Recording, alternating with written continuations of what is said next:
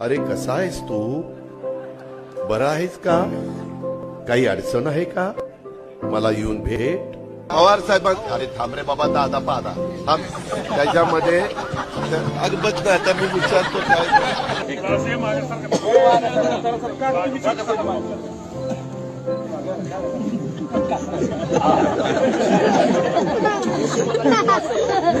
अभी शाम तक रुको, अभी कल शपथ ली है ना। उनका समझ में आएगा, मैं तो लेने वाला हूँ.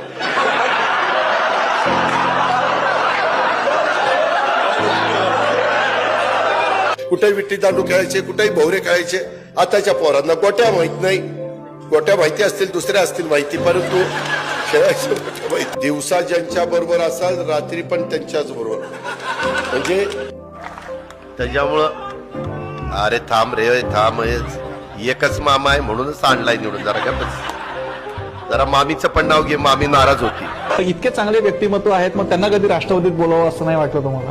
नाही वाटलं, कारण ते राष्ट्रवादीत आल्यानंतर माझंच महत्व कमी झालं असतं ना. त्यांना राष्ट्रवादीत होते कसं आणायचं? अरे आम्ही काय तिथं गोट्या खेळायला आलो का? मला याच्यावर कमेंट पाहिजे तुमची. गेल्या वेळेस पण आम्ही तिघं होतो, खुर्च्यांची थोडी आतला बदल झाली आहे. मनात तर काही जात नाही ते.